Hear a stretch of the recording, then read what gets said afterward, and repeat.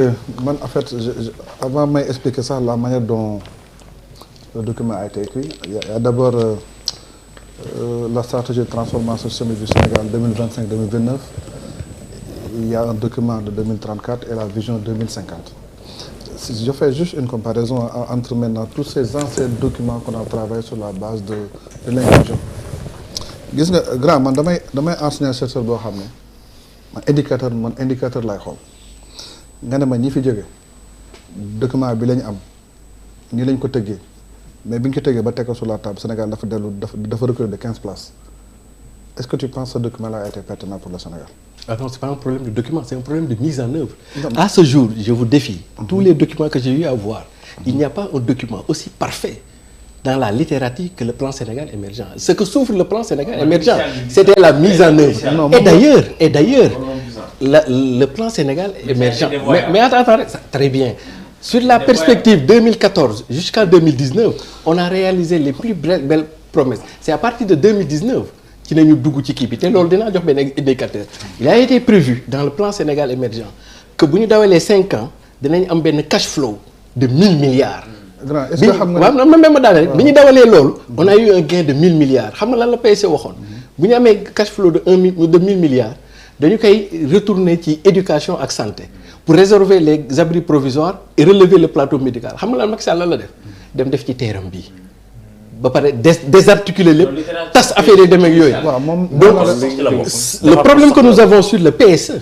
Ce n'est pas un document mauvais en soi et d'ailleurs pour moi c'est le document le PSE, mais c'est un problème de mise en œuvre à partir de 2019. Le PSE n'avait pas de modèle de développement économique. Est-ce que dans le PSE bi nga lire c'est un modèle de développement économique. Et d'ailleurs une seule. Non da nga ma laaj.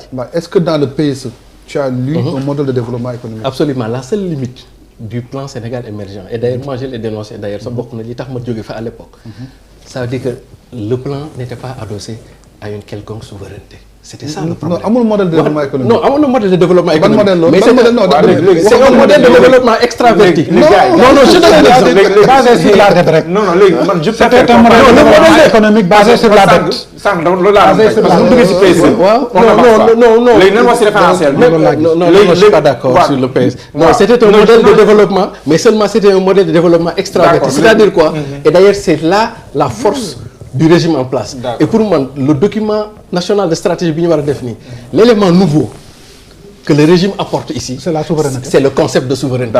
Et tout le document, en termes de planification, devrait être articulé à partir de cette notion de souveraineté. Exactement. Et d'ailleurs, si je peux apporter une contribution,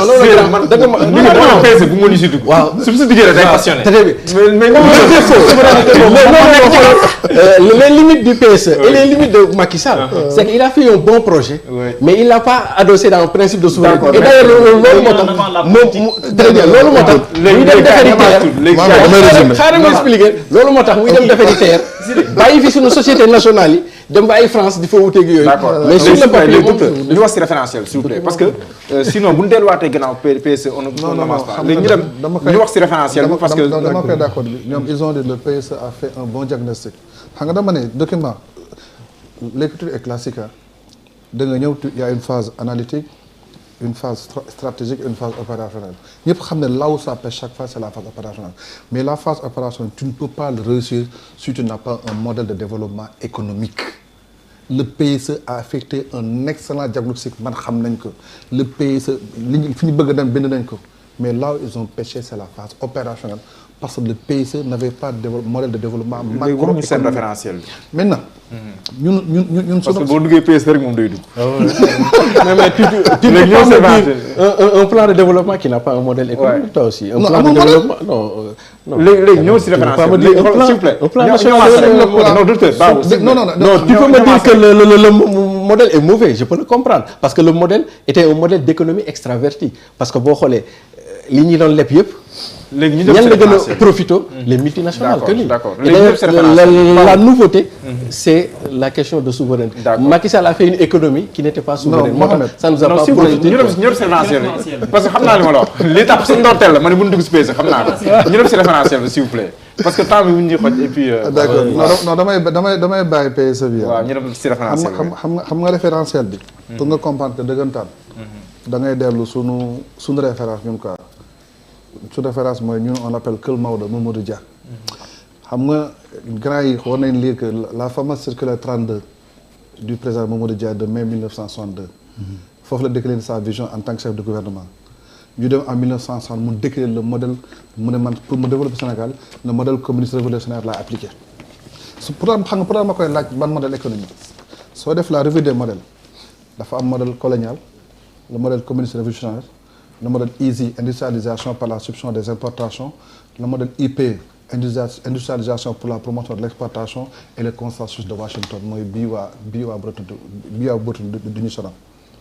Mamadou Dia il a voulu opter pour le modèle communiste révolutionnaire il a dit ok je sors de l'économie de traite et je vais abandonner tout ce qui arrache gars yi xam ne le modèle boobu n'arrange pas les capitalistes. ñun bi ñu ñëwee sunu référentiel bi on a fait le diagnostic pour revenir li si wax on diagnostique la situation totale. léegi diagnostic bi ñu ko defee ñun yaakaaroon ne sunu taux de croissance eggoon na 7% xam ne c'est pas vrai dañuy wàcc curseur boo xam ne on ne doit pas notre point de départ ça ne sera pas 7% ça sera 2%. suñu diagnostic bi ñu ko defee ba xam ne ok ñu ne comme on va aller dans un autre modèle suñu dette bi ñu départ c'est une dette de 15 000 ñu ne c'est pas vrai ndeke 17 000 la. diagnostic moo ñu permettre d'abord ñu wàccee les curseurs mooy li am fii parce que ba li ñuy wax ni pour l'instant le budget c'est le budget du PSE bi ñu defee analyse maintenant ñu ne on va aller maintenant dans la carte FIMA stratégique xam nga nee na économie compétitive économie boobu ñu on va mettre en place le modèle easy industrialisation par la substitution des importations modèle grave est-ce que lire na ko avec la phase 1 la phase 2 la phase 3 4 et le 5 va nous faire migrer au modèle IPE. ñu ne bu ñu paree maintenant léegi financement bi xam nga nee na financement bi secteur privé soo gisee ma génne circulaire 32 du Mamadou Dia génnee le modèle du ko may fan la jógee xam nga gars yi ne woon amuñu projet bi ñu koy bind est-ce que xam nga 1300 cadres ñoo ko bind te ñun seen bind di ko bind ils sont allés voir dans chaque secteur les experts concernés moo tax su ma nee léegi société civile nee na consulté wuñu ko. Il s'agit de quelle société civile? Est-ce qu'on doit consulter société civile en entier? Man, bi ñuy bind le programme. Il y avait Daouda Ngom, qui est actuellement le président du mouvement de cadre, mooy ministre de l'environnement. So bi ñu koy commencé bind ça c'était en septembre 2022. Le président Diomaye Faye moo doon président du mouvement des cadres. Daouda Ngom nekk le vice-président. ñu dem ba octobre Diomaye dem secrétaire général. Daouda Ngom dem président man ma ñëw vice-président. On a travaillé avec 1300 cadres, filles à l'étranger et des personnes externes. On a travaillé avec des personnes externes. Dans chaque secteur, on a consulté l'ensemble. Donc, il y a une certaine société civile, mais on ne peut pas consulter la société civile. Il y a un secteur qui est il faut que le projet Bini. Le document de 246 pages. Il y a un projet. Effectivement, le projet n'est pas un programme, parce que le projet, c'est passif. bés boo demee si état ce n'est plus passif. c'est-à-dire gars yi gis nga projet bay nekk nii mais boo demee état la vision du projet sera transformée en programme sera transformée en politique publique. Chaque politique publique sera transformée en programme budgétisé et chaque programme budgétisé aura un crédit. Pour vous rassurer gis nga programme kii bind on a consulté l'ensemble des parties prenantes loolu la gars yi daa far bi ñuy état bi ne projet bi ñun la mais léegi état la yore dañ koy changer. pour vous rassurer rek xaw ma nag ñoom ñoo ne gis. waaw mais lan mën a rassurer nit ñi li fekk opérationnalisation projet boobu ngay wax du dem ba tàbbi ji comme plan Sénégal émergent dans le papier sur le papier ni mu rafetee woon politique dem ba mujj ko ëlbati. ah mais pour l'instant parce que la laa ko jàpp que damay jàpp ne ñun suñu vision fi ñu bëgg yóbbu Sénégal xam ne Ousmane Sonko li mu jaay Sénégalais xam na Diomaye li mu jaay Sénégalais du ñu joxe l'espoir bii ma am dem ba si biir naan on fait de la politique politicienne ça on n'a pas le droit de le faire Ousmane bi muy commencé dafa ne woon le Sénégal n'a pas besoin de messie ni de héros mais d'une masse critique de citoyens conscients des enjeux cette masse critique là on n'a pas le droit de les recevoir. D'accord. Le 14, c'est le président himself qui va sortir pour faire la présentation. Président Diomaye. Le document. Format bi définir góole. Pas encore mais am na 3 documents la nekk 2025 2029 2025 2034 et 2025 2050. Avec plus de détails pour l'instant benn document moo fuité dama naan gars yi bàyyi leen ba le 14 ba président génn ba pare. Après maintenant les gens auront une idée claire de ñun c'est là où on veut amener le Sénégal. D'accord. xam nga la philosophie après sëñ Mansour yow après Cheikh Ousmane. xam nga la philosophie qui entoure la stratégie nationale de développement, la philosophie, c'est une philosophie basée sur un concept de souveraineté. C'est-à-dire, on compte sur nos ressources internes pour financer notre développement. loolu moo ci bees.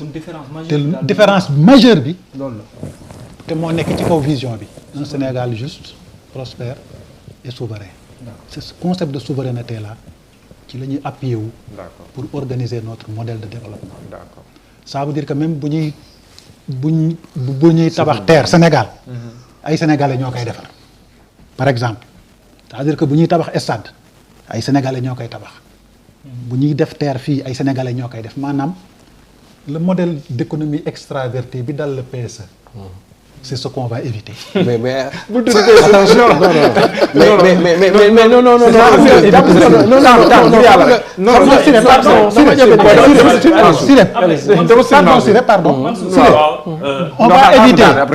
On va éviter pour le terre. ñu woo tubaab yi pour le stade ñu woo Turc yi. mais boobu da ngeen éviter dem dette concessionnaire. non ba pare tollu non mais c'est on va éviter. On va aller vers les dettes domestiques concession dañ koy bàyyi. Absolument. On va aller domestique. 75 29 on va aller 71 on va aller 55 dette concession dañ koy bàyyi. sëñ Maodo indi ko comme. législativement waxoon naa ko ba pare. non li nga waxoon dafa am lu bees si ñëw. am na lu bees si ñëw non yow waxal si comme ba dem si législative. non législative waxoon naa les 4 blocs am na wala am. non yow tontu rek après ñu laaj la. laaj ko. saa politique bi nga fekk. tontu ci politique. non léegi da lay laaj ko ba pare après ñu def politique. lan la may laaj. waaw léegi laaj ko. man baabu. non wax naa waaw vas-y. waaw mais